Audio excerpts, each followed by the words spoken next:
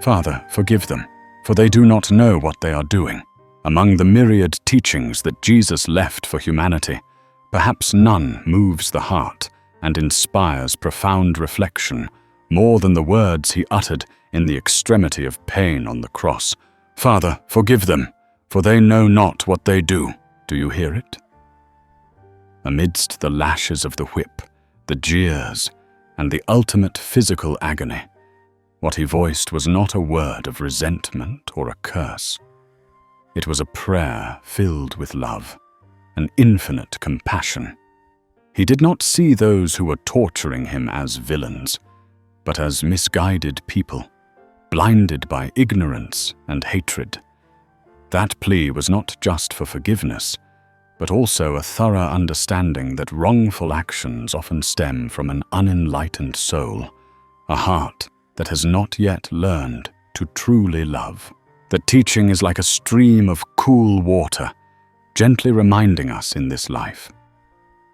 Whenever someone hurts us, instead of rushing to judge or nurturing resentment, let us try to pause for a moment and ask ourselves, do they truly know what they are doing?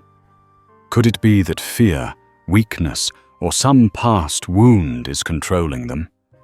Forgiveness, then, is no longer a bestowal of grace, but an act of liberation for our own souls. As Martin Luther King Jr. once said, "Darkness cannot drive out darkness. Only light can do that. Hate cannot drive out hate. Only love can do that." Indeed, the prayer of Jesus on Calvary Hill long ago remains the greatest lesson in tolerance. It is the light of love that has the power to transform even the most misguided souls, teaching us to see people and life through the eyes of compassion and empathy.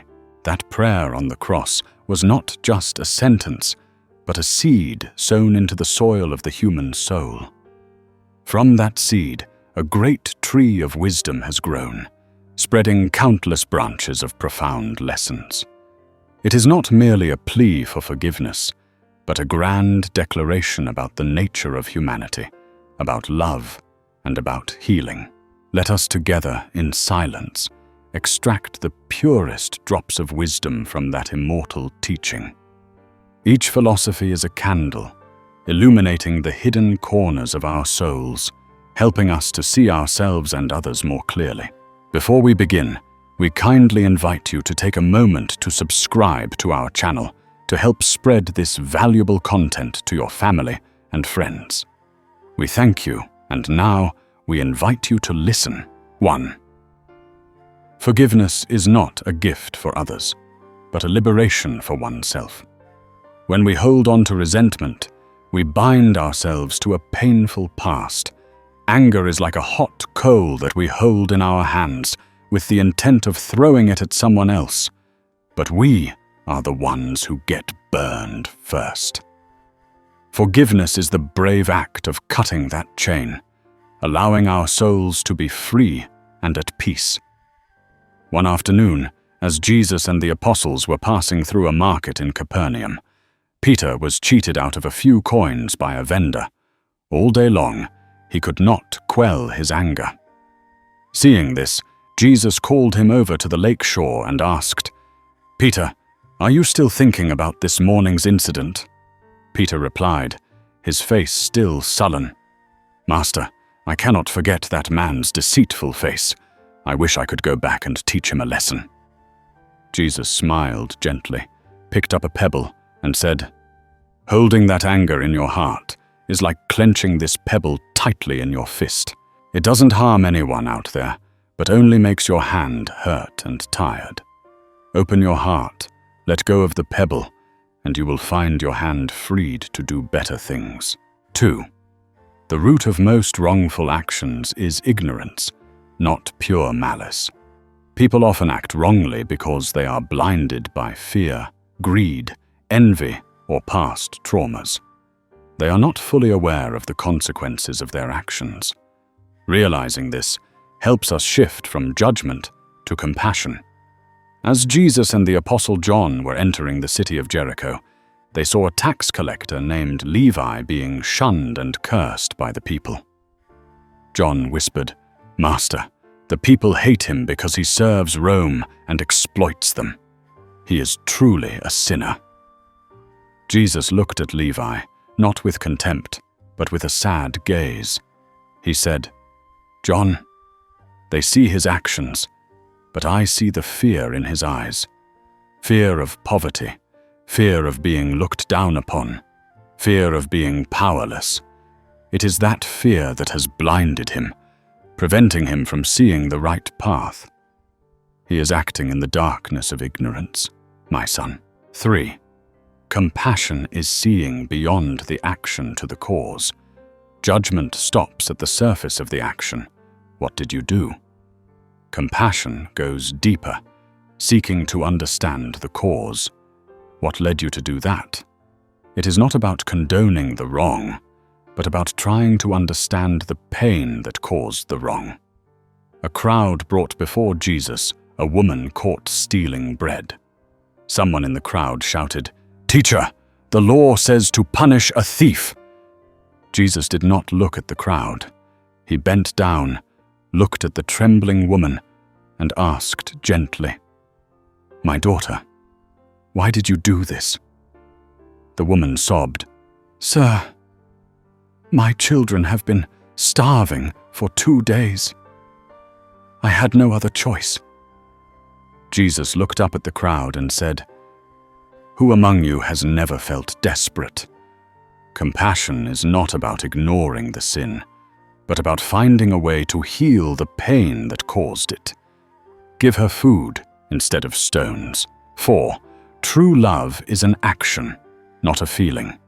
It is easy to love those who love us, but to show love to an enemy, to someone who hurts us, that is a conscious act, a choice of the will. That is love in its purest and most powerful form. After a sermon, Andrew approached Jesus and asked, "Master, you teach us to love our enemies. But how can my heart love a Roman soldier who has beaten my countrymen?" Jesus placed a hand on his shoulder. "Andrew, I am not telling you to feel love for them. Feelings come and go like clouds in the sky. The love I speak of is action. It is when you see that soldier thirsty, you give him a drink of water. It is when he stumbles, you help him up. You do not need to have affection for him. You just need to choose to act with kindness. That very action will gradually transform both your heart and his." 5. True strength lies in gentleness, not confrontation. Responding to an attack with violence only creates more violence. To endure and respond with forgiveness requires extraordinary inner strength. Just as water can wear away hard stone, forgiveness can melt the hardest of hearts. On a dusty road, a Pharisee who hated Jesus' teachings came forward and spat on him. The apostles were immediately enraged, ready to leap to their teacher's defense. Jesus raised a hand to stop them. He calmly wiped his face with the hem of his robe, then looked directly at the man and said, "Thank you. The road dust was irritating my face, and you helped me realize it. Now, what is truly troubling your heart so much that you would do such a thing to a stranger?" The man was stunned.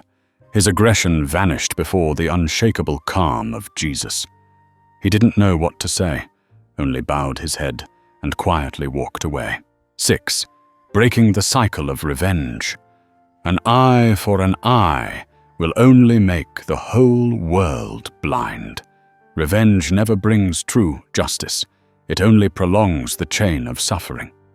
Only forgiveness has the power to end the cycle of hatred.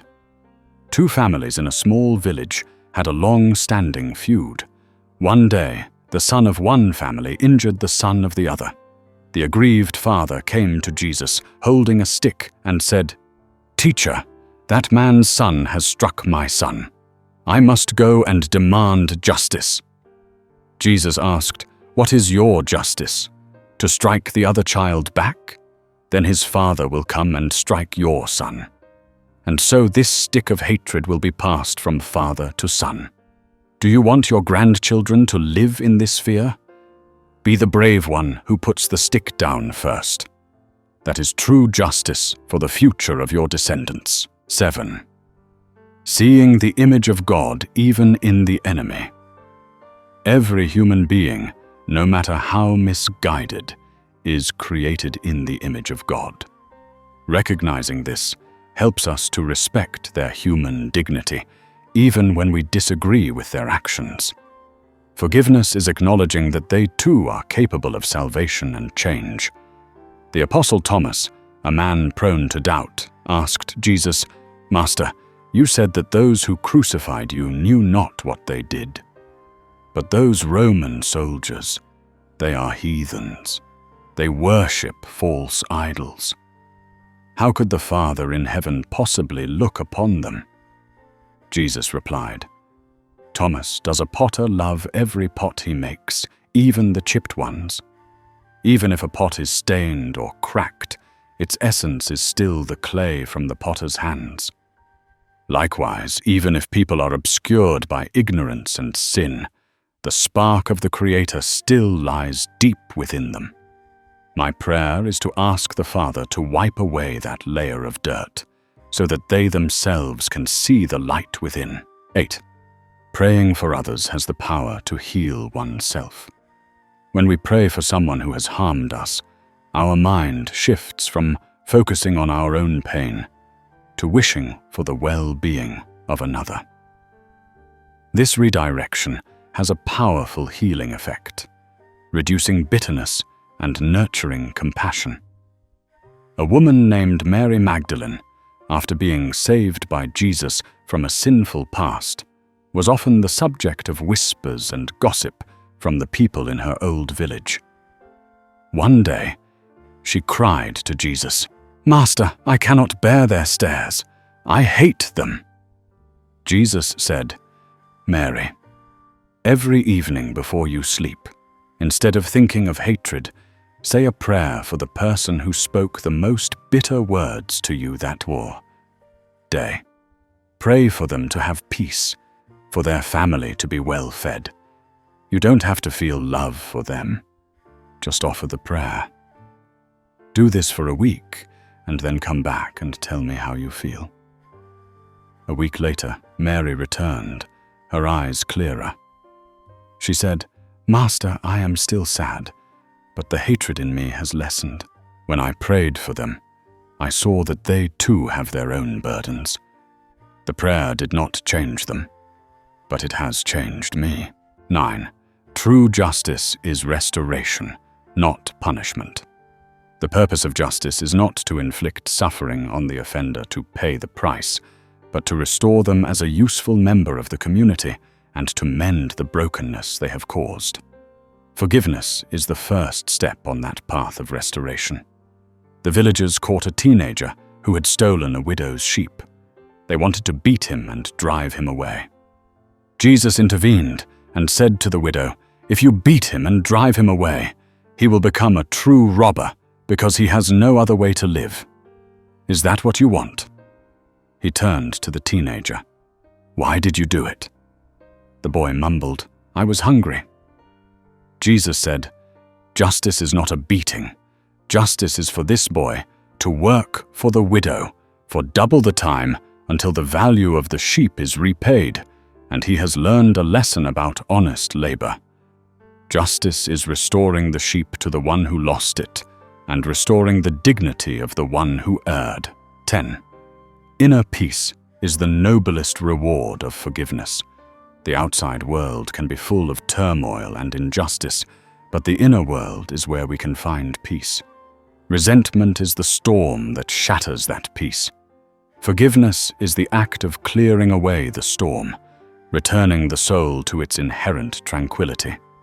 In the final days, as the apostles felt anxious about the growing hostility from the Jewish leaders, James asked Jesus, "Master, how can we be at peace when we are surrounded by those who wish to harm us?" Jesus looked at his beloved disciples and said, "The peace I give you is not like the peace of the world. The world is at peace only when there is no war, no conflict. But my peace is right within your souls, even in the midst of a storm. When you forgive those who persecute you, you do not allow their actions to stir your inner world. That peace is a fortress that no enemy can invade. Hold on to it, for it is the most precious treasure." 11. Human justice has limits.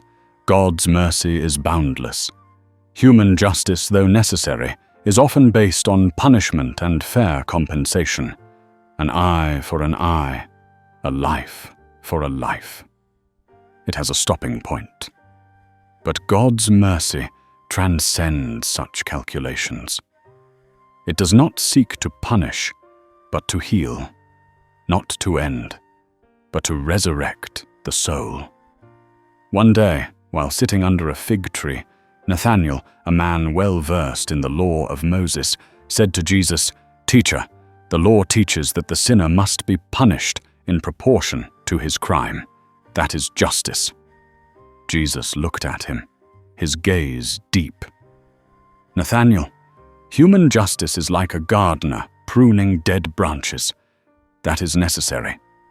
But the mercy of my Father is like the sun and the rain, which pour life down upon both the healthy and the damaged trees, with the hope that even the driest branch might one day sprout green leaves.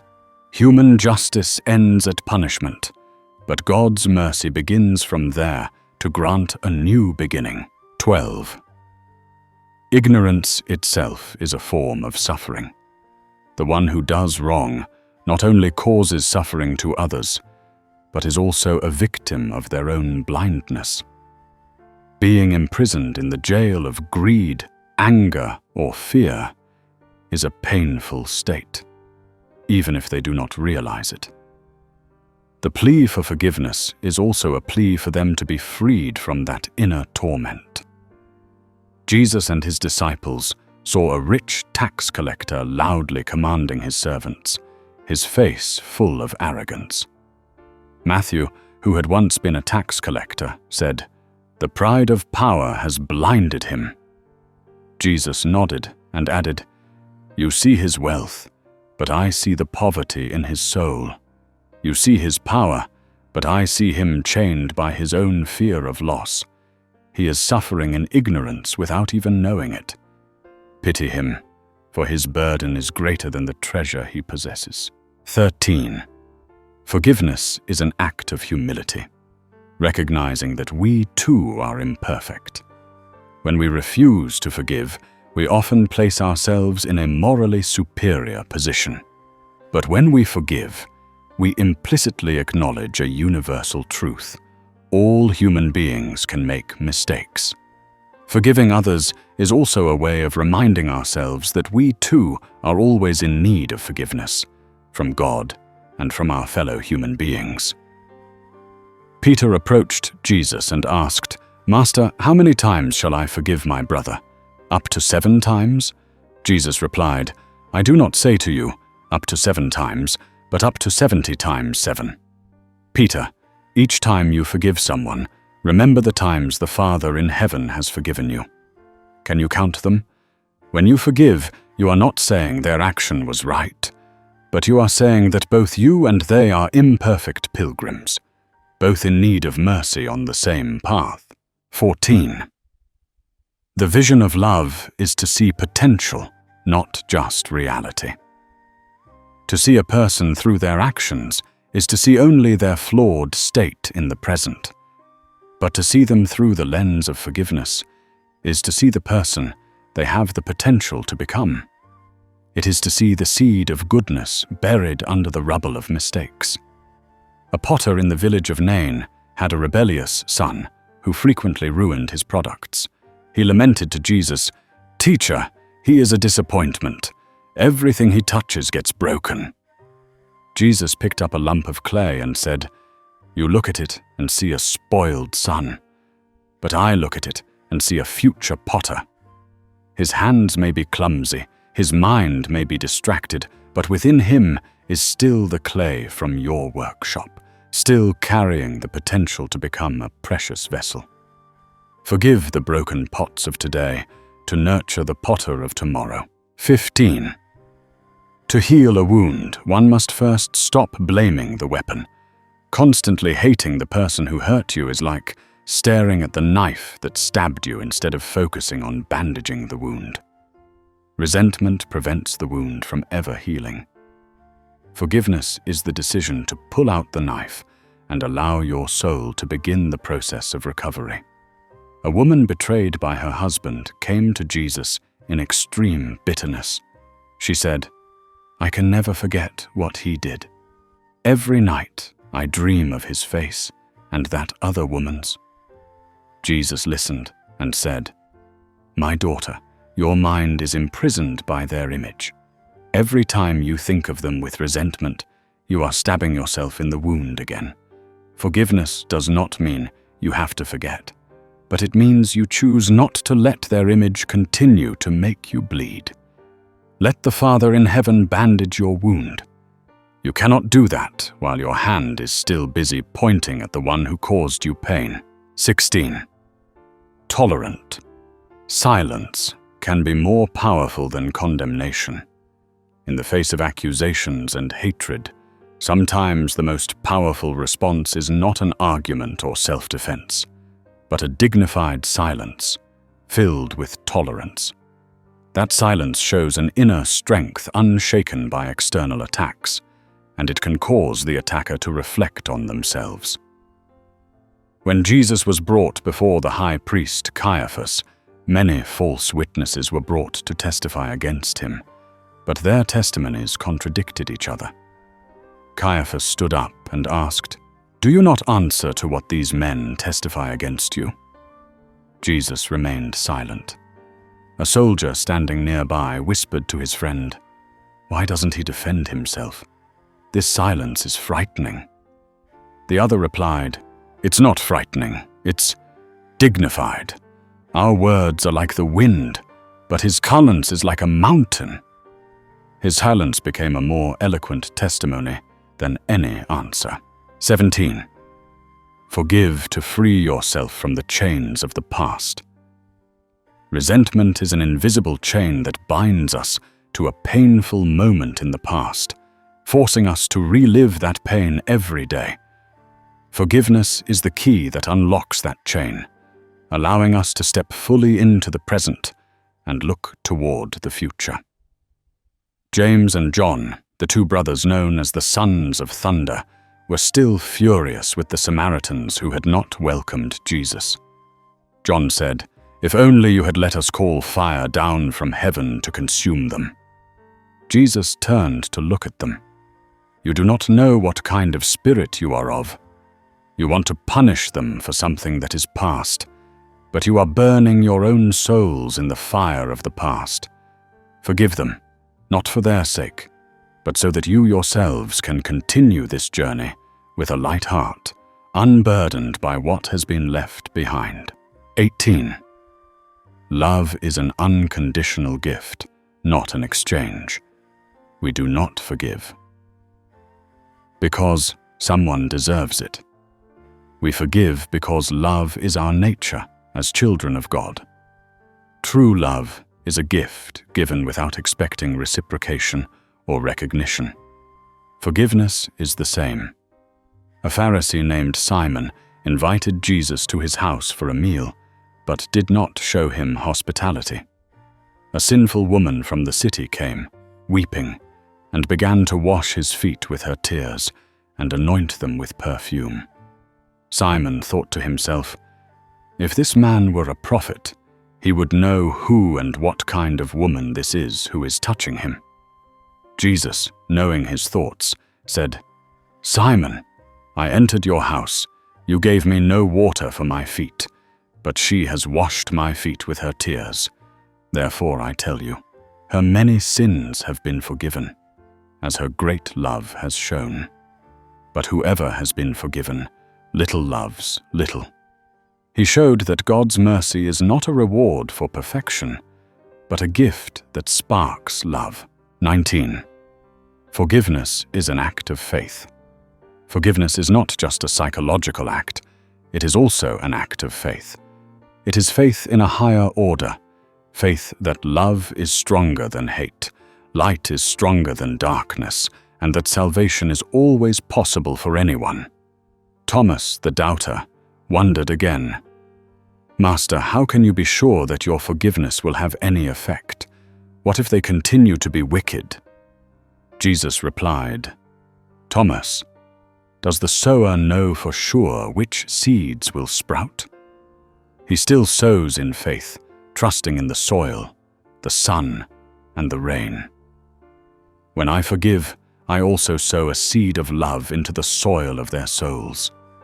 I cannot control how it will grow, but I have faith in the power of that seed and in the great gardener who is my Father. Our action is to sow. The result belongs to Him." 20. Forgiving others is the path to forgiving oneself. We are often our own harshest critics. Past mistakes torment us. By practicing forgiveness toward others, especially for faults, we see we could also commit, our hearts become softer. The compassion we extend to others gradually seeps in and helps us to be more tolerant of our own imperfections. A young woman came to Jesus, confessing she could not forgive her mother for the harsh words she had said when she was a child. She said through tears, "And I hate myself for letting those words haunt me to this day." Jesus said, "When you look at your mother, try to see a woman who also has her own fears and wounds. When you begin to forgive her imperfections, you will find that forgiving your own sensitivity becomes easier. The path to healing your own garden sometimes begins by helping to pull the weeds in your neighbor's garden. Mercy is contagious, my child." Before we continue with today's journey of discovery, we would greatly appreciate it if you could take a moment to leave a comment and share your feelings. If you found this content valuable, please don't forget to hit the share button to spread these positive vibes to your friends and family. And now, let's get back to the program. 21. Forgiveness is a creative act, not a destructive one. Revenge is a destructive and predictable act. It follows only one path, causing more suffering. In contrast, forgiveness is a creative act. It opens up new possibilities, unexpected paths for reconciliation and peace that hatred could never see. The disciples were arguing about how to deal with their opponents in Jerusalem. Andrew said, "We must do something to show them our strength." Jesus intervened. A stone thrown into water only creates ripples that disappear. But a seed sown in the ground can grow into a great tree where the birds of the air come to nest. Revenge is like throwing a stone. It makes noise for a moment and then is gone. Forgiveness is like sowing a seed. It is quiet.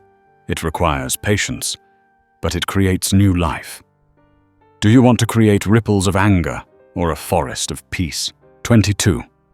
The blindness of power. Often, those in positions of power, be it political, religious, or financial power, are the most blind. Power creates a shell, isolating them from the naked truth and from empathy with the pain of others. They know not what they do, because they are no longer able to see the world from any perspective other than their own throne. When Pilate asked Jesus, "Are you the king of the Jews?"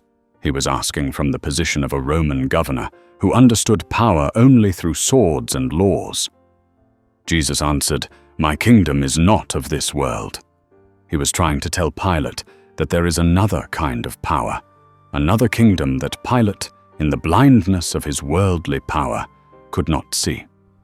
The prayer, "Forgive them," includes people like Pilate, those blinded by their own power. 23. Forgiveness clearly distinguishes between the person and the act. Forgiveness does not mean erasing or downplaying the wrongful act. The act remains wrong. But forgiveness is the ability to separate that act from the human essence of the person who committed it. It condemns the sin, but still loves the sinner, believing that a person is always greater than their worst mistake. A man whose son was cheated out of his inheritance by a neighbor came to Jesus and said, "I can never forgive that man. He is a demon." Jesus said, "His action was an act of darkness that cannot be denied. But is he himself entirely darkness? Or is there still a spark within him, however faint, of the one who created him? Hate the deceitful act, but pray for the misguided person. You can hate the disease, but do not hate the patient." 24. Forgiveness does not mean allowing abuse to continue. This is one of the philosophies that requires wisdom. Forgiveness is an act of inner liberation, not a license for others to continue harming you. One can forgive a person in their heart, but at the same time must set healthy boundaries to protect oneself and others. Love must be pursued with wisdom. A woman came to Jesus, telling him that her brother constantly borrowed money and never paid it back, causing her family distress. She asked, "I have forgiven him many times, but he never changes. What should I do?" Jesus replied, "Forgive your brother's weakness in your heart. Do not let bitterness consume your soul. That is between you and the Father in heaven. But you must also act with wisdom. Love does not mean you give more water to a drowning man. Close your purse and tell your brother that you love him, but you will not enable his habit anymore. Forgive his soul, but set boundaries with his actions." 25. The weakness of hatred. Hatred may look strong, but it is actually an expression of weakness and fear. It needs to be constantly fed with painful memories and anger to survive. It drains our energy. In contrast, forgiveness, though it may seem weak, stems from a place of inner strength and confidence. It brings rest to the soul. During a debate, an opponent shouted at Jesus, "You are a deceiver of the people." His face was red, the veins in his neck bulging. Jesus just looked at him calmly. After the man left, Philip said, "His hatred is terrifying." Jesus replied, "Do not look at the hatred, look at the fear behind it. He fears what he does not understand. He fears change. His hatred is just a rusty suit of armor to cover a trembling heart. Who is truly freer? He who is bound by hatred, or we who are free in love?" 26. Forgiving is teaching others how to forgive. Our act of forgiveness has a ripple effect. When a person who has been harmed chooses to forgive, they are breaking a common pattern of behavior. They are giving the very person who harmed them, and all who witness it, a living lesson about another possibility, another path. Your forgiveness can be the seed of forgiveness in others. A child ran to Jesus to complain that his friend had broken his favorite toy. The child cried and said, "I'll never play with him again." Jesus sat down at the child's eye level and said, "Do you remember the time you accidentally spilled your mother's milk? What did she do?" The child sniffled. "She hugged me and said it was okay." Jesus smiled. "That's right. She taught you about forgiveness. Now you have a chance to teach your friend about it. Maybe your friend is very scared and sorry. Do you want to give him a gift like the one your mother gave you?" 27. Forgiveness is accepting the imperfection of life. Life is not always fair. People will disappoint us. Mistakes will happen. Insisting on absolute justice or a world without flaws is a source of suffering. Forgiveness is an act of accepting that imperfect reality with an open heart, finding peace not in changing the world, but in changing how we react to it.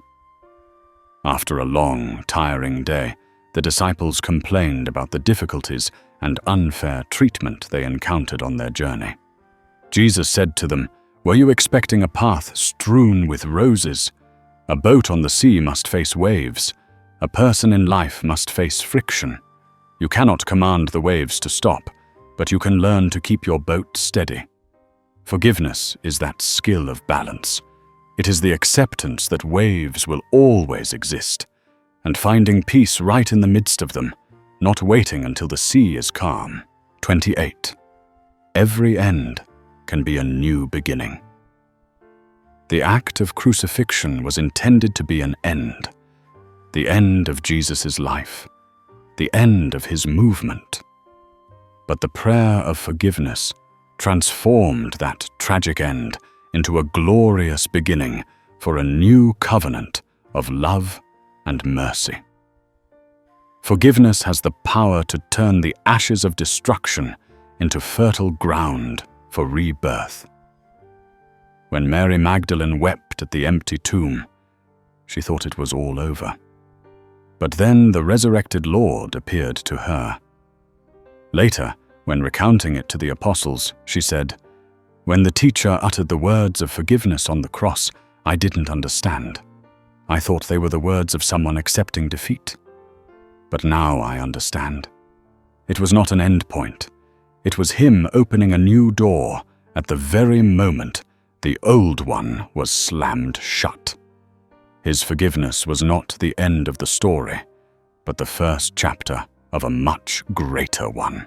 29. Forgiveness is seeing with the eyes of God. Seeing with human eyes, we see sin, flaws, offense. But trying to see with the eyes of God is to see a beloved child who has lost their way, a soul in need of healing, a heart that craves love even if it doesn't know how to show it. Forgiveness is the effort to abandon our limited perspective to embrace a vaster and more merciful one. During a prayer session, Jesus taught his disciples, "When you pray, say, 'Our Father in heaven,' and forgive us our debts, as we also have forgiven our debtors." Peter later asked privately, "Master, how can I forgive the one who slandered me, when the whole village believes his words?" Jesus replied, "Peter, you are looking at him through the eyes of the villagers. Try for once, just for a moment in prayer, to close your eyes and try to see him through the eyes of my Father. The Father does not see a slanderer. The Father sees a frightened child using lies to defend himself. You can punish the slanderer, or you can love the frightened child. When you choose the latter, you are beginning to see the world with the eyes of the kingdom of heaven." 30. Forgiveness is the ultimate victory. In a situation of utter defeat, betrayed, mocked, unjustly crucified, the act of forgiveness is the greatest victory. It is the affirmation that violence cannot extinguish love, hatred cannot conquer tolerance, and physical death cannot destroy the life of the Spirit. The prayer, "Father, forgive them," is the victory declaration of love. A Roman soldier, who had witnessed the entire crucifixion upon seeing Jesus breathe his last after uttering those words, beat his breast and said, "Truly this man was righteous." An apostle, watching from a distance, later reflected, "At that moment, I thought we had lost. Rome had won. The high priests had won. But the centurion's words awakened me. He did not see a criminal being executed. He saw a king being crowned, not on a throne, but on a cross. The teacher's victory was not in avoiding death, but in how he faced it. By forgiving, he had triumphed over all." 31. Compassion is contagious. Just as a fire can spread from one dry branch to another, forgiveness and kindness also have a powerful, contagious effect. One act of tolerance can ignite a flame in another's heart, creating a wave of healing that we cannot fully measure. A few days after the crucifixion, a disciple named Joseph, who had lent his tomb, was still living in fear. He saw Mary, the mother of Jesus, sharing her meager portion of bread with a beggar. Joseph recognized this beggar as one of the men who had jeered and mocked Jesus on the way to the cross. He approached and asked, "Madam, how can you do that?" Mary looked at him, her eyes gentle but sad. "My son's prayer on the cross was not just for the soldiers. Those words filled my heart, and now they just overflow. I cannot help but share, even with those who caused us pain." Her action gave Joseph the courage to profess his faith openly. 32. Forgiveness is a muscle that needs to be trained. Forgiveness is not a single decision, but a habit, a continuous practice. Like a muscle, the more frequently compassion is used, the stronger and more flexible it becomes. Every time we choose to forgive a small offense, we are training our hearts to be able to face greater hurts. A young carpenter complained to Jesus, "Teacher, I tried to forgive my friend who spoke ill of me, but every time I see him, the anger rises again." Jesus showed him his own bicep, firm from years of labor, and said, "The first time you held a hammer, did your hand not tremble? Was it not tired?" Forgiveness is the same. It is a muscle of the soul. Do not be discouraged if it is still weak. Every day, practice forgiving small things. The shopkeeper who gives the wrong change, the child making noise. Each time is like lifting the hammer. Gradually, that muscle will become strong, and you will be able to forgive even heavier burdens without trembling. 33. The poverty of hatred. Hatred and revenge promise satisfaction, but in the end, they only leave a soul empty and impoverished. They take more than they give, consuming all our peace, joy, and life energy, leaving behind a barren soulscape. Jesus was preaching to a crowd when someone ran up to report that a villager's farm had been burned down by his rival. The man who lost his property cried out, "I will burn his whole house. I will make him pay 100 times over." Jesus went to his side and said, "Friend, if you do that, what will you have? You will have one night of satisfaction in the ashes, but then you will have a lifetime of living in fear, hatred, and an empty heart." Hatred is a terrible creditor. It lends you a little pleasure, but makes you pay interest with your own peace. Do not make yourself the poorest man in the world. 34. Understanding does not mean justifying understanding. Why? A person does something wrong, for they know not what they do, does not mean we are saying the action is right or acceptable. It is the ability to separate empathy from endorsement, an act of deep wisdom and compassion. In a conversation, Judas Iscariot tried to justify the actions of the tax collectors. "Teacher, they are just doing their job. Under pressure from Rome, it's understandable why they have to do it." Jesus looked straight at him. "Judas, we can understand the hunger that drove the fox into the henhouse, but that doesn't make it a friend to the chickens. Understand the fear and pressure of the tax collector, but do not justify their exploitation. True compassion is seeing the pain of both the exploited and the blindness of the exploiter, not choosing a side for wrongdoing."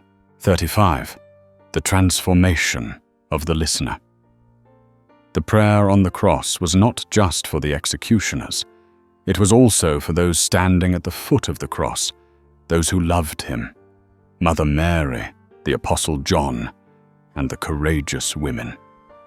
For them, that prayer transformed their heart-wrenching pain into a deeper understanding of Jesus' mission, turning loss into an eternal lesson. Many years later, John, now an old man, was recounting that moment to young believers. A young person asked, "Sir, how did you feel at that moment?" John closed his eyes, his voice trembling. "At that moment, my heart was broken.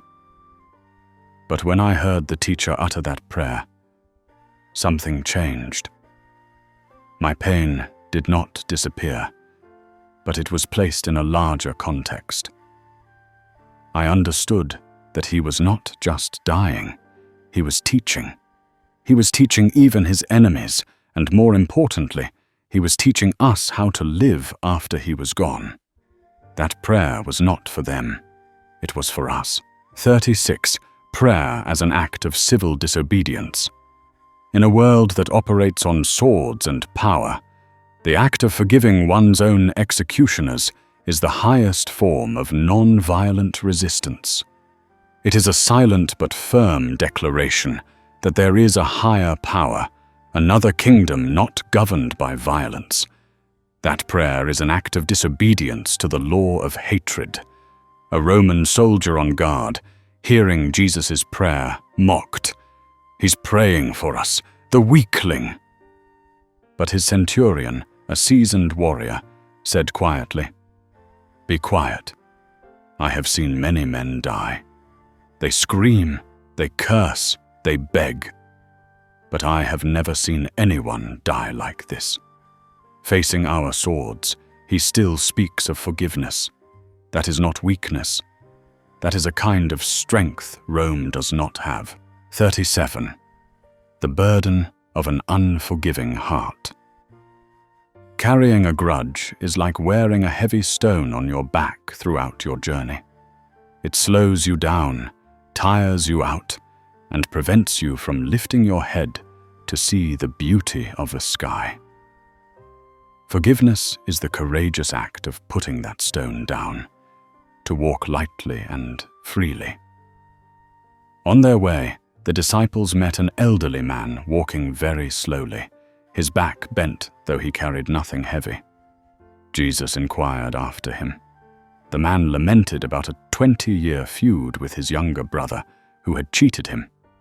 After he left, Jesus said to his disciples, "You see he carries nothing, but I see he is carrying a mountain on his shoulders.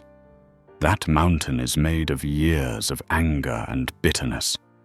Never let your baggage be weighed down by such stones, or you will never reach your destination." 38. The paradox of God's power. The true power of God is not shown by commanding legions of angels or performing earth-shattering miracles to save oneself. It is paradoxically revealed in the fragility and vulnerability of a man who dares to forgive the very ones who are killing him. The greatest strength lies in voluntarily becoming weak. As Jesus was hanging on the cross, passers-by shook their heads and mocked. "He saved others, but he can't save himself. King of Israel, come down from the cross now, that we may see and believe." They were demanding a worldly display of power. But Jesus showed them a different kind of power. He did not come down from the cross.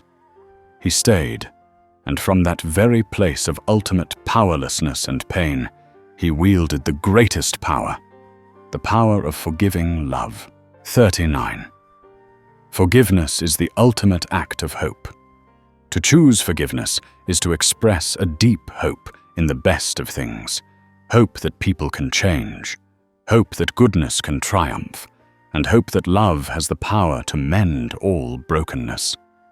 It is the act of refusing to despair, even in the darkest of circumstances.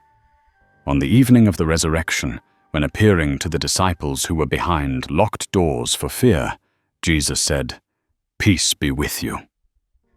Later, Thomas, who was not present, said, "Unless I see the nail marks in his hands, I will not believe." His doubt was a lack of hope. When Jesus appeared again and showed Thomas his wounds, he was not just proving his resurrection. He was proving that even the deepest wounds, the most brutal actions, cannot extinguish hope. The forgiveness on the cross was the seed, and the resurrection was the flower of that hope. 40. The clarity of a forgiving heart. Resentment is like a layer of mud. It clouds our perception, making us see everything through a distorted lens of hurt. A forgiving heart is like a crystal-clear lake. It reflects the world and people truthfully, not distorted by the ripples of the past. A merchant came to Jesus, complaining that he could no longer trust anyone because he had been cheated so many times. "Everyone seems deceitful in my eyes," he said. Jesus replied, "When the water in a lake is stirred up, can you see the fish at the bottom? Or do you only see mud? Your heart is the same. The bitterness of being cheated has stirred it up. You no longer see other people.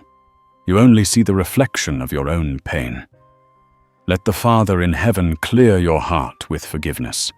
When the water settles, you will see that not every fish is a crocodile." Before we continue with today's journey of discovery, we would greatly appreciate it if you could take a moment to leave a comment and share your feelings. If you found this content valuable, please don't forget to hit the share button to spread these positive vibes to your friends and family. And now, let's get back to the program. 41. Forgiveness is a bridge to loneliness. The wrongdoer, in their ignorance, often builds walls of power, anger, or fear.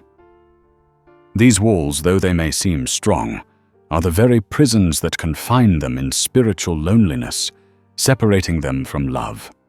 The prayer of forgiveness is an effort to build a bridge to that prison, an invitation for them to step out of their isolation.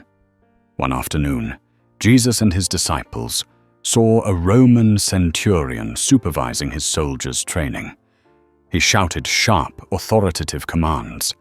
But when the training ended and everyone dispersed, he stood alone, gazing at the sunset, and the disciples could see a deep loneliness on his face. Andrew said, "He has all the power. Why does he look so sad?" Jesus replied, "His armor not only protects his body, but also isolates his soul. Every command he shouts is another brick building the wall that separates him from others. He is lonely because he only knows how to command, not how to connect." Our prayers must be for people like him, to ask that they have the courage to tear down the walls they have built and walk on the bridge of mercy. 42. Forgiveness breaks the illusion of us versus them. When hurt, the natural human instinct is to create a clear boundary. We are the victims, the good ones, and they are the villains, the bad ones. This division fuels hatred. The prayer of forgiveness is a conscious act to erase that boundary, acknowledging that everyone, on either side of the pain, is part of the same imperfect humanity and in need of grace. A group of disciples were arguing fiercely about the Samaritans, calling them, the outsiders. Jesus heard them, called them over, and asked, "When a Jew and a Samaritan are lost in the desert together, does the sun burn them differently? Does thirst torment them differently?" The disciples were silent. He continued, "Before my Father, there is no us or them. There are only thirsty children. The one who inflicts hurt and the one who is hurt are both thirsty, one for justice, the other for awakening. Forgiveness is drawing a scoop of water from the well of mercy and realizing that both need it to live." 43. The role of memory in forgiveness. Forgiveness is not about trying to forget the pain, because memory is a part of who we are. Instead, forgiveness is the ability to remember an event without feeling the sting, anger, or desire for revenge. It is an act of the soul, removing the poisonous thorns from a memory, so that it no longer makes us bleed every time we touch it. An old woman in Bethany confided in Jesus that she could never forget how a neighbor had accidentally caused a fire that damaged part of her house years ago. "That memory haunts me," she said. Jesus asked her, "Ma'am, do you remember the day your son was born?" The old woman smiled. "Of course I remember it, as if it were yesterday." "Do you remember the pain of childbirth?" "Yes, but it's faint. Now when I look at him, I only see joy." Jesus nodded. "Forgiveness is the same, ma'am. It doesn't erase the memory of the fire, just as you don't forget the pain of childbirth. But it allows you, when you look back, to see the lesson and the peace that came after, instead of just ashes and bitterness. It transforms the memory from a painful scar into a story of healing." 44. Forgiveness as an act of recreation. Hatred and revenge are only destructive. They break and shatter. In contrast, forgiveness is a profoundly creative act. It takes the very fragments, the ashes of that destruction, to build something new. A new relationship, a new peace, a new future. Jesus was sitting with his disciples by the sea, watching some children play. One child, in anger, ran over and knocked down the sand castle another child was building. The wronged child burst into tears. But after a moment, he stopped crying and began to use the same messy pile of sand to build a different shape, not like the original castle. Jesus pointed to the scene and said, "You see, revenge is trying to rebuild the exact same castle that fell and hating the one who destroyed it. Forgiveness is accepting that the castle is gone and using that same messy pile of sand to create something new. It does not deny the destruction. It creates from the destruction itself." 45. The knowing of the mind and the knowing of the heart. There is a big difference between knowing a fact with the mind and understanding it with the whole heart. The soldiers knew they were carrying out an order, but their hearts did not know the deep meaning and spiritual consequences of their actions. Jesus' prayer targets the ignorance of the heart, the blindness of the soul. A learned scribe from Jerusalem came to test Jesus. He could quote chapter and verse from the law and the prophets. He asked a tricky question about the law. Instead of answering directly, Jesus told him a simple parable. The scribe said, "I know that story." Jesus looked at him and asked, "You know it with your mind, like someone who knows the names of spices, but have you ever tasted its flavor in your heart? The soldiers know they are crucifying a man, but they do not taste the bitterness in their action or the sweetness of the love they are rejecting. That is the ignorance I speak of." 46. The cost of forgiveness. Forgiveness is not free or easy. It has a price. That price is that the forgiver must give up something they feel they have a right to. The right to be angry, the right to rejoice when their enemy is punished. It is a sacred exchange. We give up the burden of hatred to receive the lightness of peace. A farmer whose field was encroached upon by a powerful neighbor came to Jesus in a state of resentment. "What should I do, teacher? I want to demand justice." Jesus asked him, "What do you want to get back the most, your field or the peace in your soul?" The farmer replied, "Teacher, both." Jesus said, "To get back your field, you may have to fight, to sue. But to get back your peace, you must first pay a different price. You must give up the right to hate your neighbor. Forgiveness is not free. It is an exchange. You give up your resentment and the Father in heaven will give you peace in return. 47. The public and private nature of forgiveness. The prayer was uttered publicly, between heaven and earth, for all to hear. But the action it calls for takes place in the most private and profound place, the transformation of the heart. It is a bridge between the outer world and the inner world, showing that personal healing has an impact on the entire community. After Jesus healed a leper, he instructed him, "Go, show yourself to the priest, and offer the gift Moses commanded as a testimony to them." A disciple later asked, "Why must he do that? He's already been healed." Jesus explained, "The wound on his skin has healed. That is a private matter between him and my Father. But he needs to be accepted back into the community. That is a public matter." Forgiveness is the same. It begins in the silence of the heart, but it must be expressed outwardly through acts of love, to heal not just one soul, but a whole community. 48.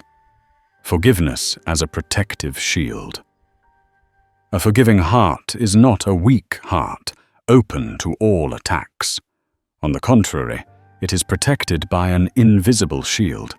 That shield does not ward off external arrows, but it prevents the poison of those arrows, bitterness, resentment, from seeping inside and destroying the soul. As they were passing through a village, a man continuously followed and hurled insults at Jesus. Peter, angry and clenching his fists, was about to intervene. Jesus placed a hand on his shoulder and asked, "Peter, if someone offers you a gift and you do not accept it, to whom does the gift belong?" Peter, surprised, replied, "Teacher, it still belongs to the giver." Jesus smiled. "Exactly. He is offering us insults. If we do not accept them into our hearts, do not let them stir our anger, then those words belong entirely to him and cannot harm us. Forgiveness is the act of refusing to accept that toxic gift. It is the soul's strongest shield." 49. The final lesson. As one of Jesus' last public teachings before his death, forgiveness is placed in the highest position, like the keystone of his entire doctrine. It is the ultimate summary of everything he lived and taught. All converges on compassionate love. At the Last Supper, after washing the disciples' feet, John asked, "Master, of all that you have taught, what is the most important thing we must carry with us?" Jesus replied, "I have taught you many things, but they all grow from a single root. If you remember nothing else, remember this: learn the language of forgiveness, for it is the mother tongue of the kingdom of heaven. It is the first word you must learn to enter, and the last word you need to say to remain in it." 50. Forgiveness is an invitation. The prayer, "Father, forgive them," is not a dry command or a unilateral declaration. It is a heartfelt and open invitation. It invites all who hear it, through all ages, to enter into the same spirit of mercy. It is not just Jesus praying for us, but an invitation for us to pray with him and to become agents of reconciliation. By a fire one evening, after a long day of teaching, Jesus looked at his disciples and said, "Today I have told you many parables and healed many people. But all those things are like me, sending you invitations to a banquet. The invitation has been sent, but you yourselves must decide whether to attend. Forgiveness is also the greatest invitation from my Father. He invites you to lay down the burden of resentment and sit at the table of peace. I cannot force you. I can only earnestly invite you. Will you accept that invitation?" 51. Forgiveness is an act of purifying intent. When our hearts are filled with the spirit of forgiveness, all our other actions are also purified. Demanding justice or setting necessary boundaries will no longer stem from hatred or a desire for revenge, but from a place of love and a desire to build. Forgiveness does not change the action, but it changes the soul of the actor.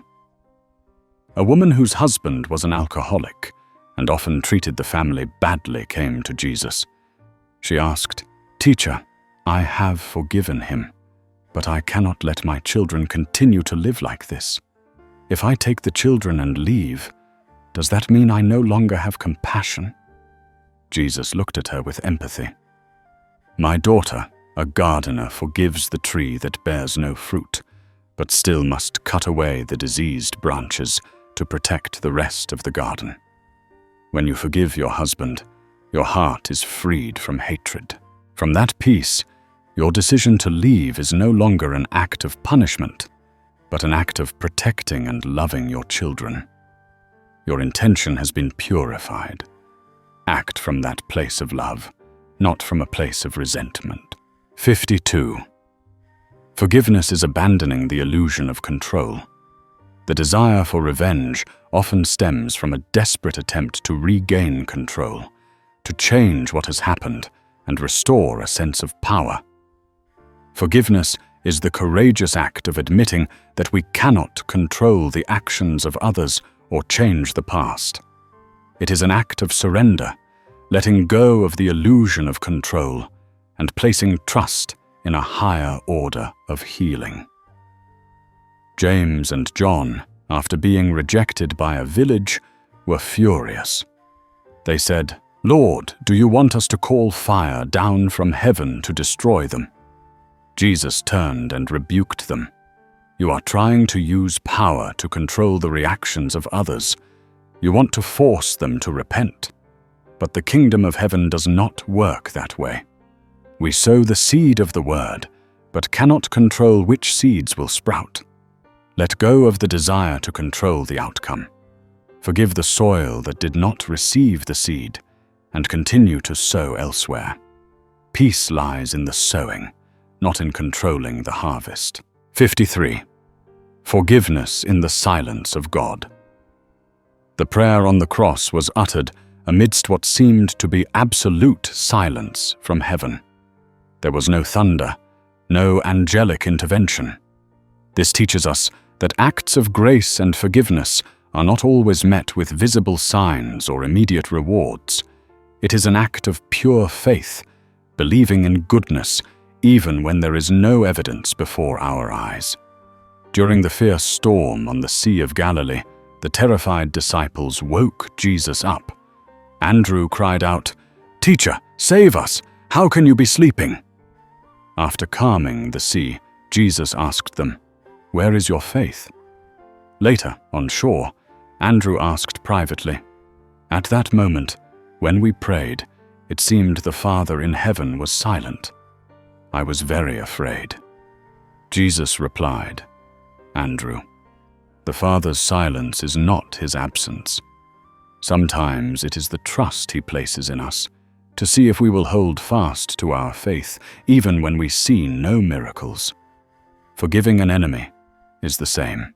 Continue to forgive, even if you don't see them change, even if it seems heaven is silent. Do it out of faith, not for the results." 54. Forgiveness transcends all tribal and national boundaries. This prayer was for the Roman soldiers, the occupiers, and likely included the Jewish leaders, his own people. It shows that God's mercy is universal, not limited by nationality, race, or faction. It breaks down all human-made barriers and affirms a single human family before God.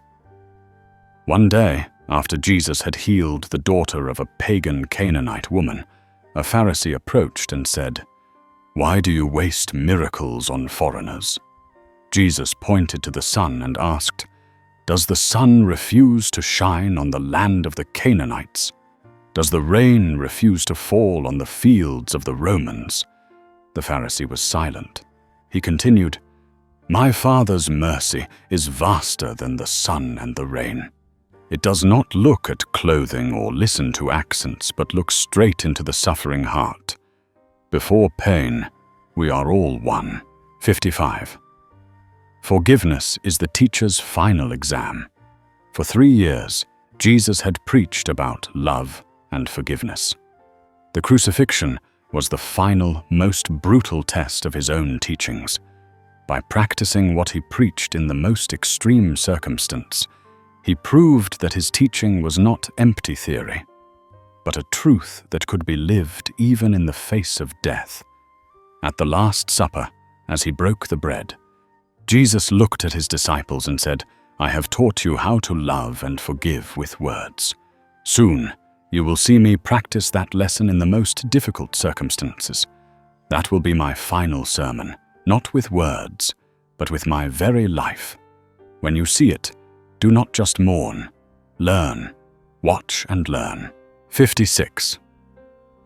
Forgiveness is a spiritual surgery. This prayer is like a surgery. It analyzes a wrongful act with precision. It separates what they do, the act, from they, the subject, and diagnoses the root cause, for they do not know. It is not just a plea, but a profound spiritual diagnosis, pointing out that the disease is ignorance. On the road, Jesus saw a man brutally whipping his donkey because it refused to move. Jesus approached and asked, "Why won't your donkey go?" The man replied, "Because it is lazy and stubborn."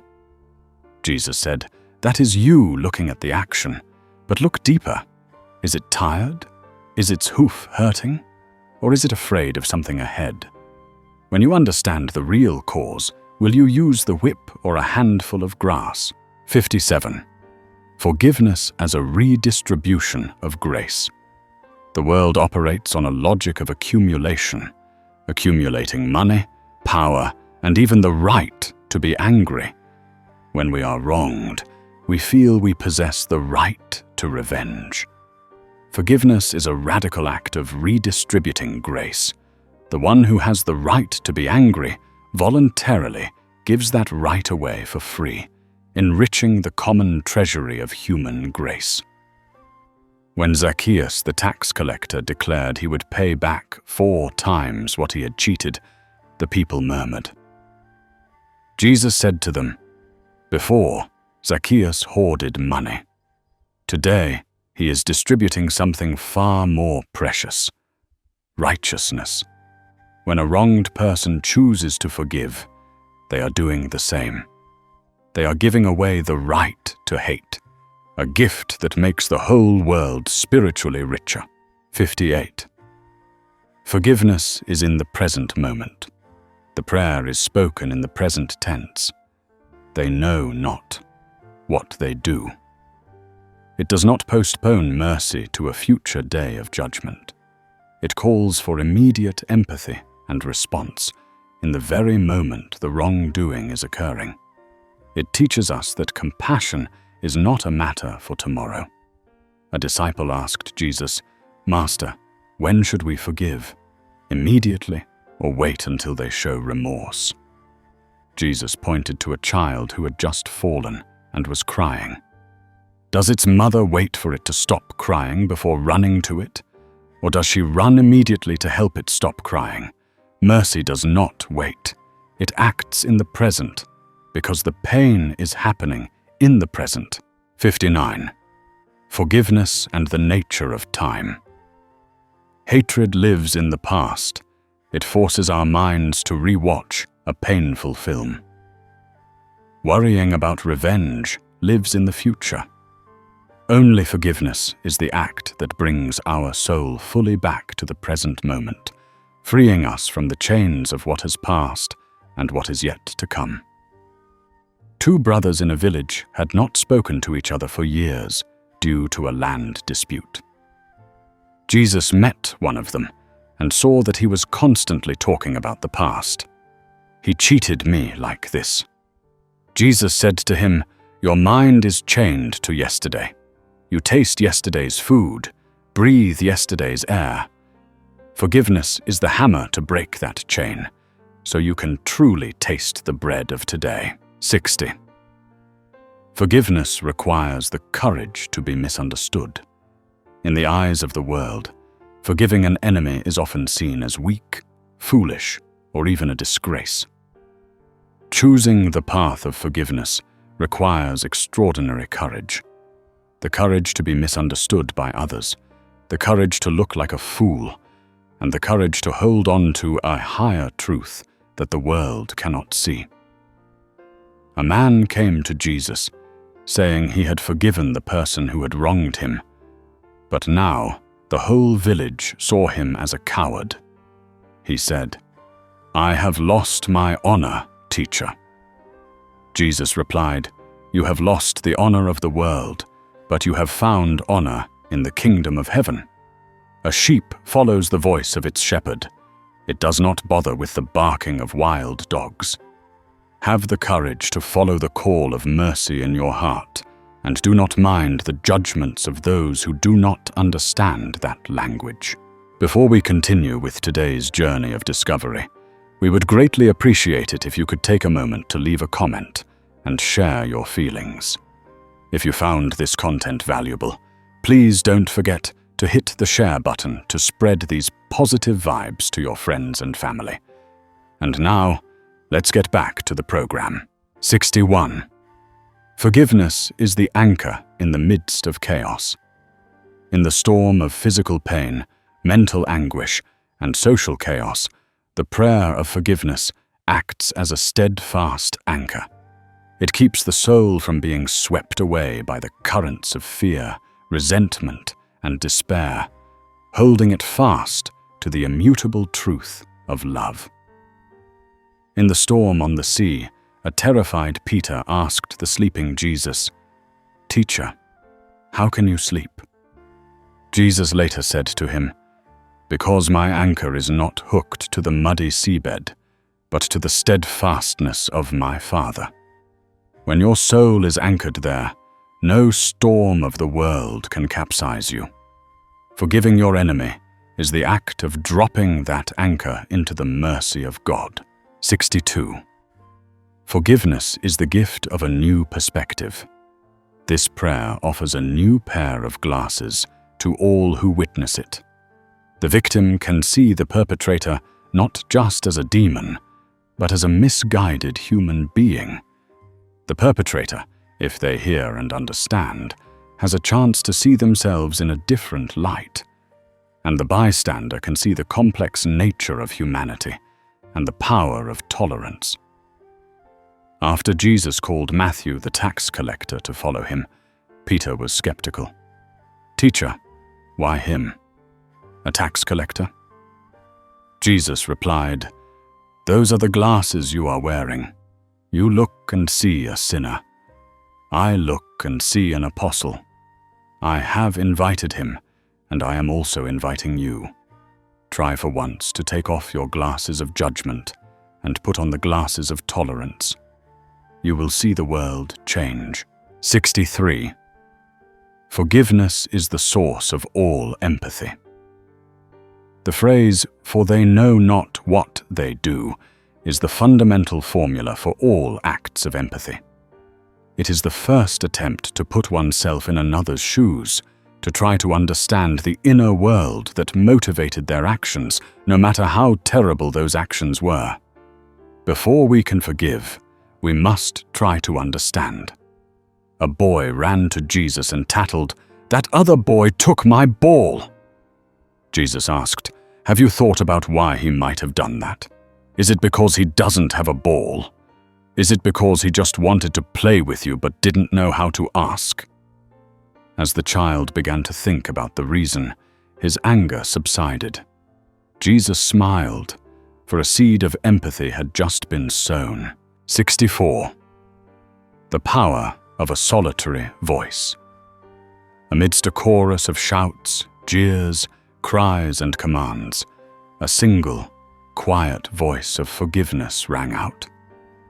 This shows that the quietest truth can resonate more than the loudest lies.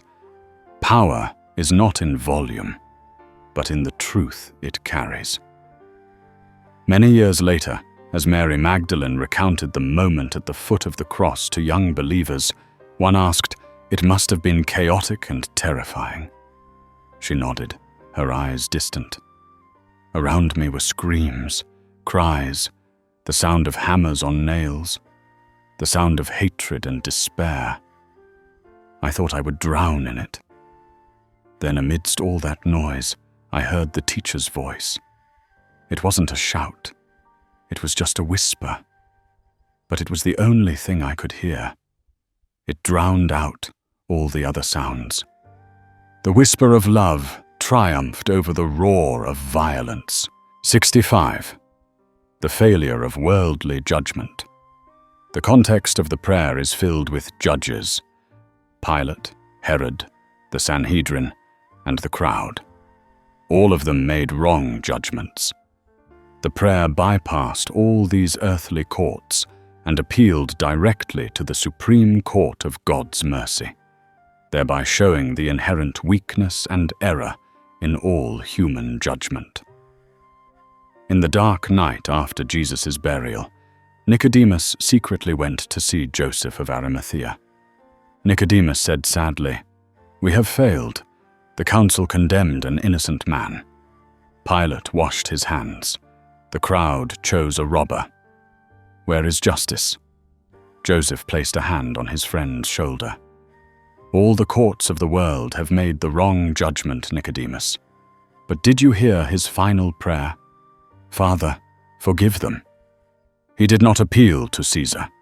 He appealed to the Father in heaven himself.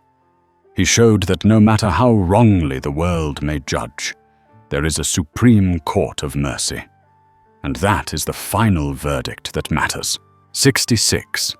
Forgiveness is the key to a non-anxious presence. Jesus maintained a non-anxious presence in the midst of a system full of fear and anger.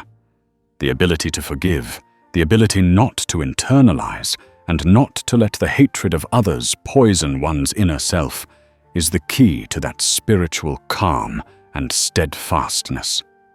On the road to Emmaus, 2 disciples recounted the events in Jerusalem to a strange companion, the resurrected Jesus, whom they did not recognize, with voices full of anxiety and fear.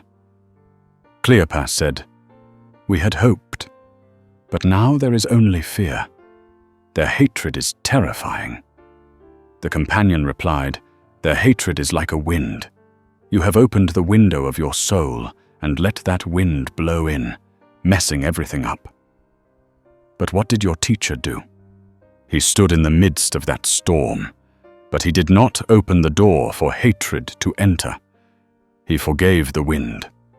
Therefore his heart remained calm. Forgiveness is how he kept his inner kingdom at peace. 67. The inner kingdom and the outer kingdom. The external events showed the victory of the earthly kingdom, the power of Rome, the victory of the religious leadership. But the prayer of forgiveness declared the principles of the inner kingdom: love, mercy, tolerance. It showed where true power resides. A Roman soldier who had participated in the crucifixion, later sitting in a tavern, recounted to his friend, "It was strange. We won. We crucified their king. The power of Rome was affirmed. But when I heard him pray for forgiveness for us, I had the feeling that he was the one who won, and we had lost some battle I couldn't understand." The friend scoffed. "Win or lose, he's dead." The soldier shook his head. "That's right. His kingdom isn't on any map. Maybe it's somewhere else, a place where forgiveness is stronger than swords." 68. Forgiveness as a diagnostic tool. We can use the phrase, "they know not what they do," as a diagnostic tool for our own anger. When someone hurts us, instead of reacting immediately, we can pause and ask ourselves, what is it that they don't know? Do they not know about my pain? Do they not know a better way to behave? Do they not know about the wounds that are driving them? This question shifts us from a state of reaction to one of analysis and empathy. The Apostle James came to Jesus, annoyed because his brother John had taken the better seat on the boat. He said, "He always wants to be better than me." Jesus calmly replied, "Instead of being angry, try asking, 'What is it that John doesn't know?'" James looked puzzled. "Doesn't know what?" Jesus explained, "Perhaps he doesn't know that his action makes you sad. Perhaps he doesn't know that his value doesn't lie in having the best seat. Perhaps he is just seeking my approval because of some insecurity that he himself doesn't know about." When you stop judging what he does and start trying to understand what he doesn't know, your anger will turn into compassion. 69. Forgiveness is giving a second chance. In essence, forgiveness is the act of giving someone a second chance. It refuses to define a person by their worst moment.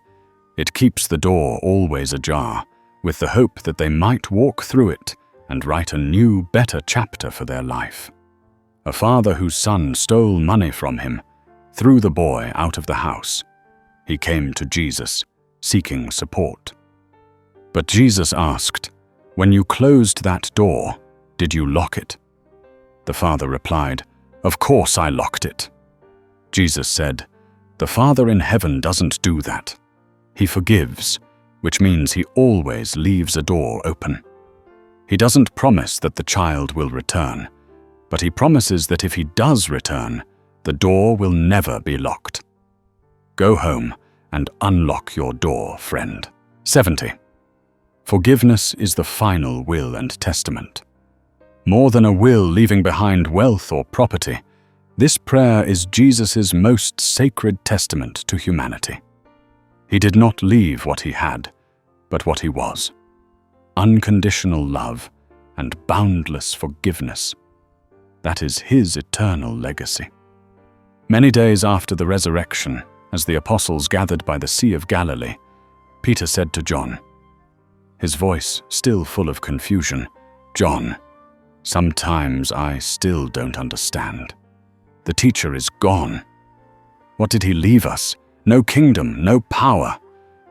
John, the disciple whom Jesus loved, looked out at the calm lake and replied, "Peter, you are looking for a will written on parchment.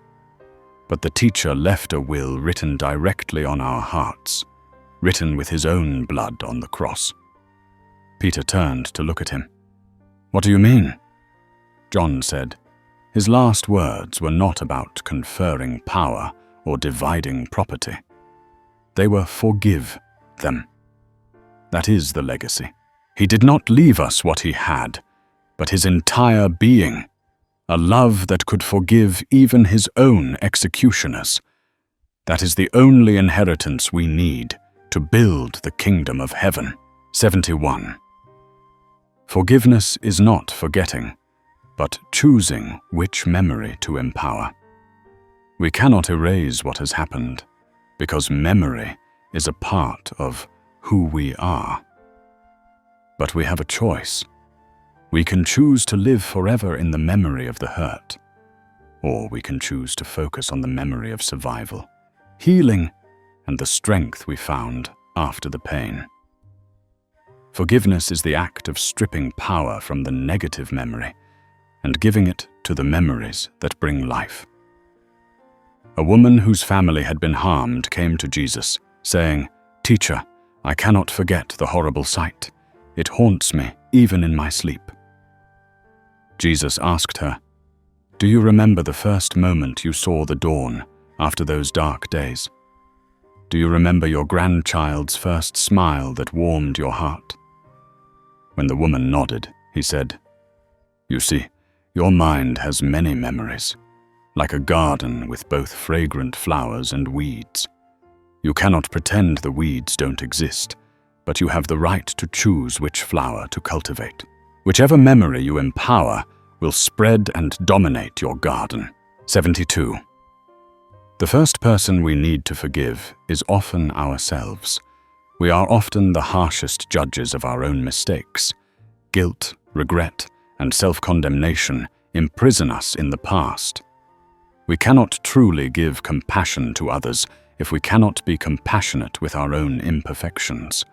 The path to forgiving others often begins with learning to forgive ourselves. After denying the teacher 3 times, Peter lived in torment and self-loathing. Even after the resurrection, he felt unworthy. By the seashore, the resurrected Jesus asked him 3 times, "Simon, son of John, do you love me?" Each time Peter answered, "Yes, Lord, you know that I love you." It was not just an affirmation, but an act of self-healing. Jesus did not ask to test him. He asked to give Peter the opportunity to forgive himself. The final instruction, "Feed my sheep," affirmed that the forgiveness was complete and his mission was restored. 73. Forgiveness is a bridge built from the side of the wounded. The person who caused the harm has often moved on or is unaware of what they did. They have burned the bridge of connection. Forgiveness does not wait for the other person to rebuild the bridge. It is a unilateral, courageous act by the wounded person, starting to build a new bridge from their side, not for the other person to cross, but for themselves to have a way off the island of isolation and bitterness. A man had his inheritance stolen by his brother. He came to Jesus lamenting, "I have waited for years for him to say a word of apology, but in vain. I'm stuck, teacher." Jesus pointed to a chasm separating 2 hills. "You are standing on this side waiting for your brother to build a bridge from the other side. But what if he doesn't have the materials or doesn't know how to build? You have the power to start building the bridge from your side, not to make it easy for him to cross, but so that you no longer have to stare at the dividing chasm every day. Build it for your own freedom." 74. Not forgiving is like drinking poison and expecting the other person to die.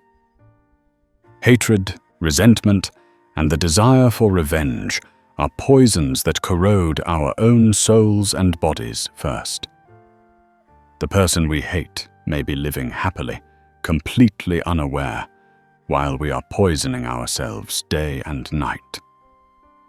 Forgiveness is the act of refusing to drink any more of that poison, of choosing life for ourselves.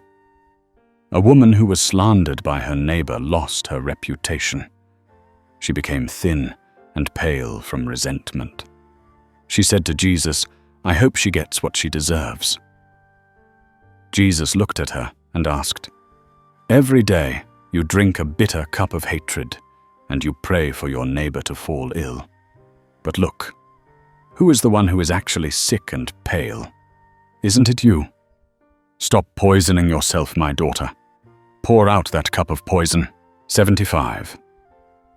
True strength is measured by the weight of the wrong we can forgive. The world often measures strength by the ability to dominate, conquer, and retaliate. But spiritual strength is the opposite. It is measured by the ability to endure and transform pain. A person who can forgive an unintentional word is strong. A person who can forgive a great betrayal is extraordinary. The strength of the heart is not that it never breaks, but that it can heal back even wider than before. The disciples James and John were boasting about their strength. Jesus asked them, "Who is stronger, the one who can lift a rock, or the one who can bear the burden of a betrayal without collapsing?" Earthly strength is temporary and for others to admire. The strength of a forgiving heart is the strength of the kingdom of heaven, and it brings peace to its owner. 76. Forgiveness is air for the soul. Resentment is holding your breath. Our souls need forgiveness to live, just as our lungs need air to breathe. When we nurture resentment, we are like someone holding their breath. We can try to brace ourselves for a while, But eventually, we will suffocate and become exhausted. Every act of forgiveness, no matter how small, is like a deep breath, bringing life and relief to our entire being. By the lake, Jesus saw some children having a contest to see who could hold their breath underwater the longest. One child who tried the longest came up with a red face, coughing and sputtering. Jesus called his disciples over and said, "Resentment is like that child. It tries to prove its endurance, but in the end, it is the one that suffocates. Forgiveness is the act of surfacing and breathing the fresh air of the Father in heaven." 77. Understanding. They know not is seeing the child behind the monster. A wicked act can look like a monster, but behind that act is always a person who may be acting out of fear, lack, or childhood wounds. To understand they know not is to have the ability to see through the monstrous shell of the act to the lost, frightened, and suffering child within. That is when compassion can arise. The people were talking about a brutal robber who had just been caught. They called him a monster. Jesus heard this and said to those around him, "You see a wolf. I see a lost sheep that has put on a wolf's skin out of fear and hunger. Pray for the poor sheep inside, and don't just curse the terrifying wolf skin on the outside." 78. Forgiveness is a declaration that the future will not be imprisoned by the past. When we do not forgive, we allow the past to dictate our present and future. Every decision, every new relationship is tainted by old hurts. Forgiveness is a revolution. It is a bold declaration. This pain happened, but it will not be allowed to continue writing the story of my life. From today, I am the one holding the pen. A young woman whose husband was killed in a brawl lived in sorrow and refused all joy. She told Jesus, "My life died with my husband." Jesus gently replied, "You are letting the one who killed your husband kill him twice. The first time they killed his body. The second time they are using that memory to kill your future.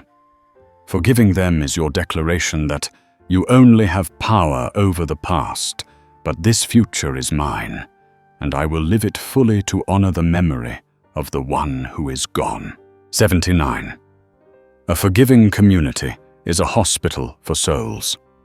A community that only knows judgment and punishment will create members who are always fearful and secretive. In contrast, a community that practices forgiveness becomes a safe place, a hospital for wounded souls. It is a place where people can stumble, be lifted up, be healed, and have a chance to start over instead of being permanently excluded. A young man in a village made a serious mistake, causing damage to many families. He expected to be exiled. But an elder who had heard Jesus' teachings gathered the villagers. He said, "Casting out a sick person does not make the village healthier. We want our village to be a place of healing, not a place of judgment." Together, they found a way for the young man to use his own labor to make amends and restore his honor. 80. Praying for others is medicine for oneself. When we pray for the person who has harmed us, praying for them to have peace, to have clarity, a wonderful thing happens. Our focus shifts from our own pain to the well-being of another. This redirection has a powerful healing effect.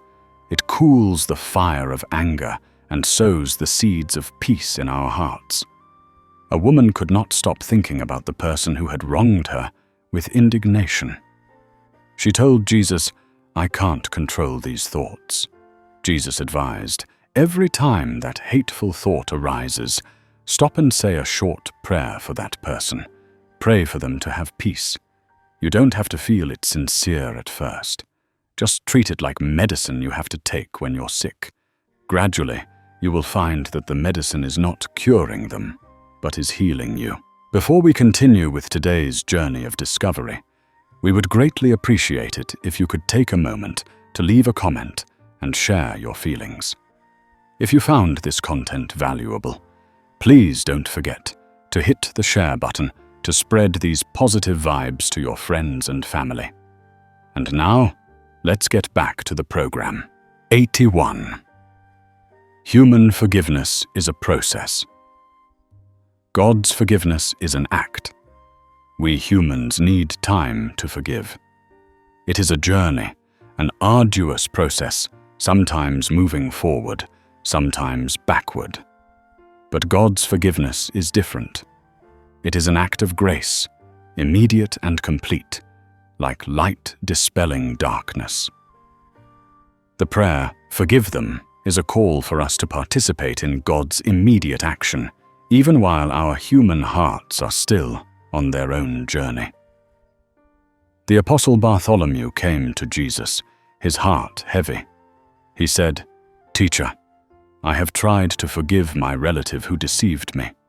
Some days I feel at peace, but other days the anger returns. I am so tired." Jesus replied, "Your forgiveness is like trying to calm the rippling surface of a lake. You try, but the wind blows again. That is the human process. But ask the Father to do what you cannot. His forgiveness is not calming the water, but stopping the wind. Be patient with your process and trust in His action." 8:2. Forgiveness is the only weapon that can heal its user. Every weapon in the world, when used, can harm both others and oneself. A sword can cut the hand of the one who wields it. But forgiveness is a special kind of weapon. When we use it to face an attack, it not only neutralizes hostility, but also simultaneously heals the wounds in our own souls. A young man from the zealot group, with fiery eyes, came to show Jesus a sharp dagger. He said, "This is the weapon to free our people from the Roman yoke." Jesus looked at the dagger, then at his own empty hands and said, "Your weapon, when used, will draw blood from the one who is stabbed and possibly from your own hand. I also have a weapon. It is forgiveness. When I use it, it heals the wound of the recipient and brings peace to the soul of its user. Which weapon do you choose?"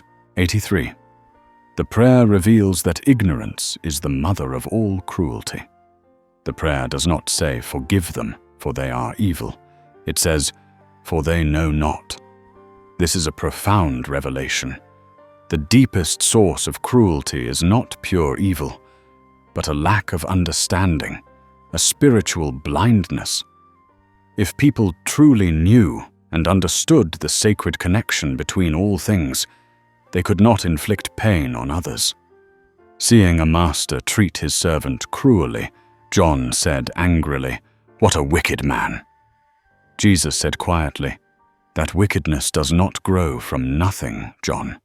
It grows from the soil of fear. That master fears losing control, fears being disrespected. It is that fear that has blinded him, preventing him from seeing that this servant is also a human being.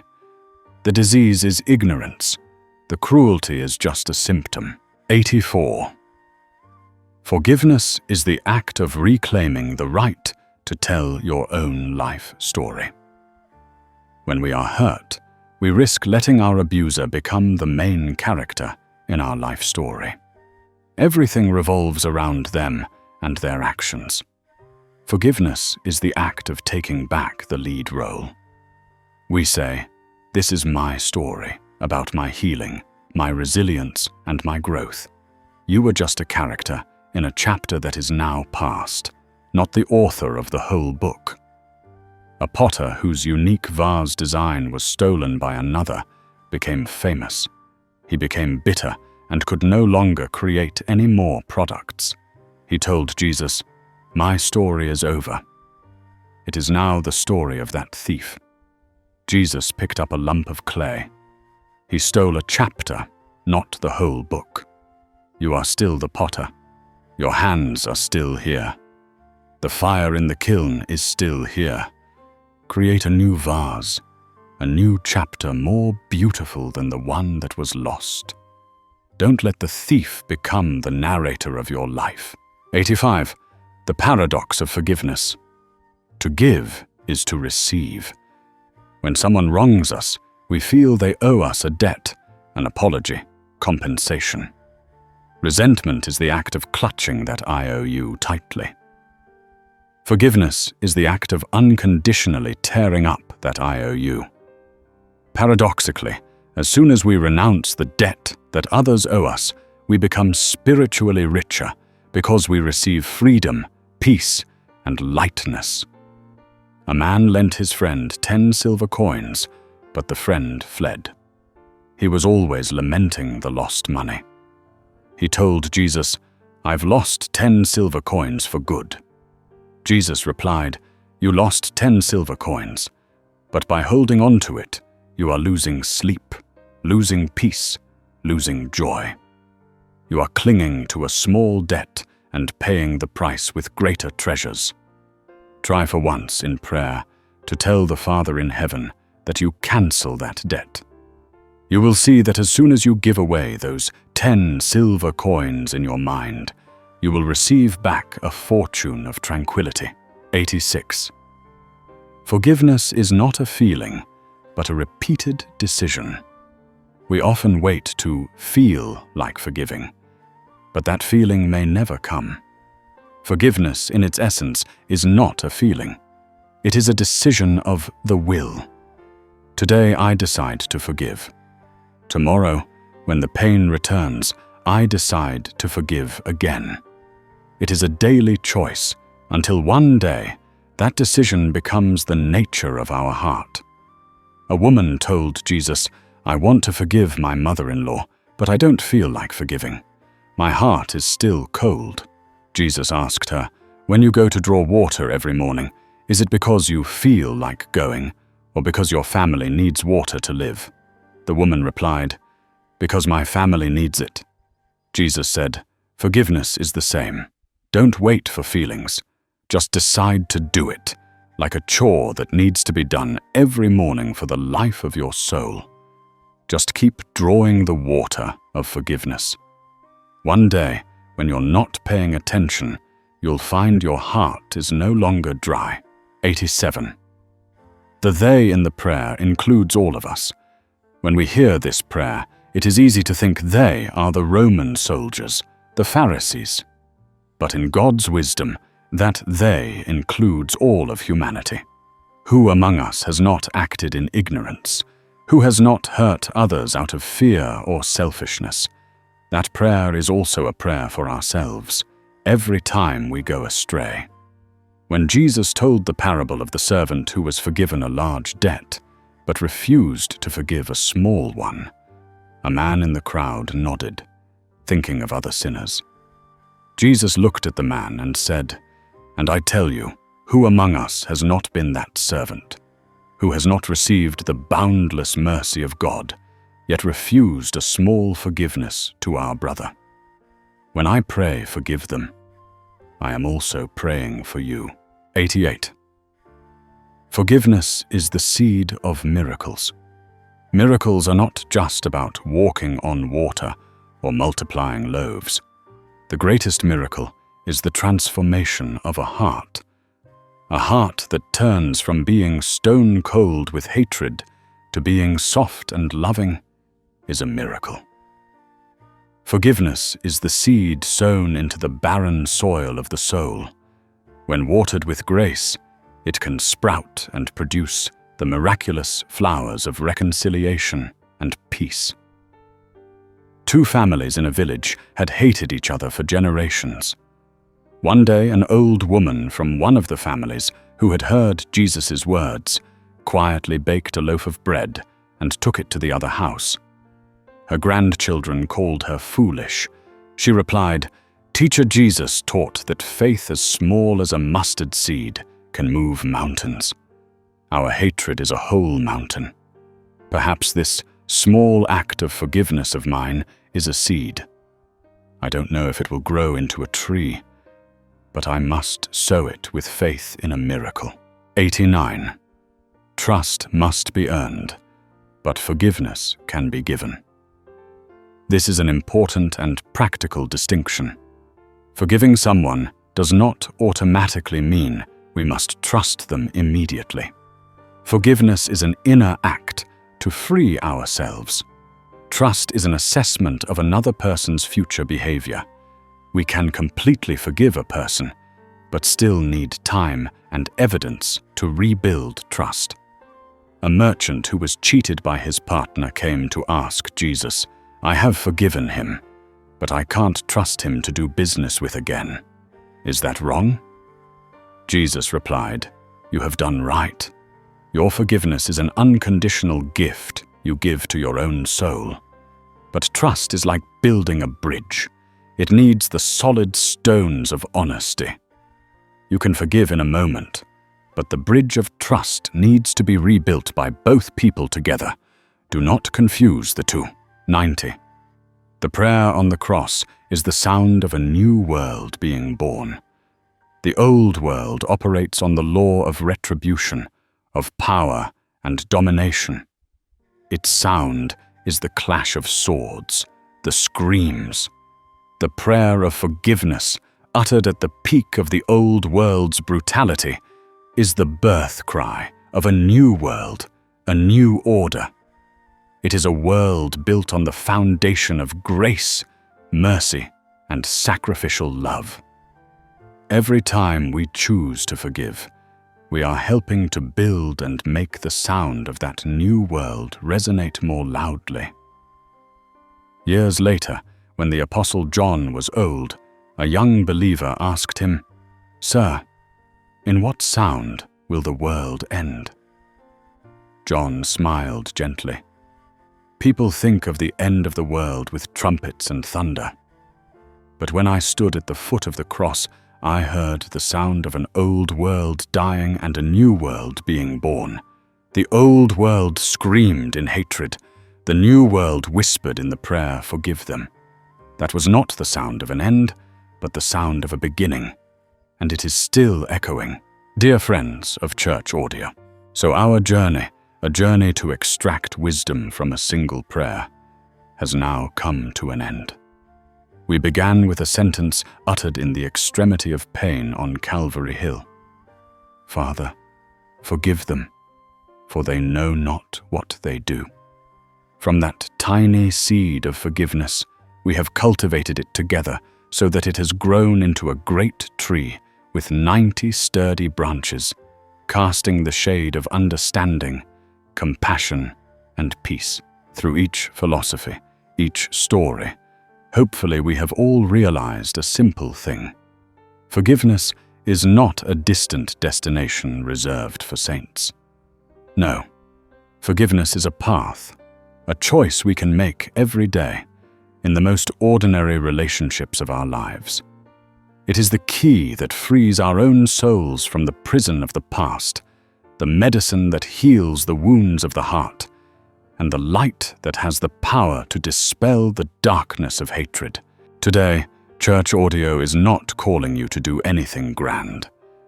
We just invite you, after listening to these words, to take a minute of silence. Think of someone who has hurt you. Find a small resentment that you still carry in your heart, and in your own silence, try for once, just once, to choose to let it go. That will be the most meaningful act, the most beautiful flower to bear fruit from our journey. And if this series has truly touched your heart, please spread this value by clicking the like button and sharing this video with those you love. Please press the subscribe button and the notification bell to not miss other meaningful spiritual journeys from Church Audio. Our channel will always be a place you can return to for solace for your soul. In particular, Church Audio would love to hear your story. Which of the philosophies left the deepest impression on you? Please share your feelings in the comment section below. Once again, thank you sincerely for your precious companionship throughout this long journey. Your listening is our greatest motivation.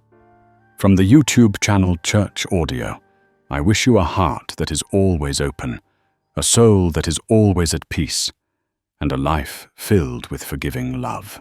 Farewell, and see you again in the next spiritual journeys. Spiritual journeys, spiritual journeys, spiritual journeys, spiritual journeys, spiritual journeys, spiritual journeys, spiritual journeys, spiritual journeys, spiritual journeys, spiritual journeys, spiritual journeys,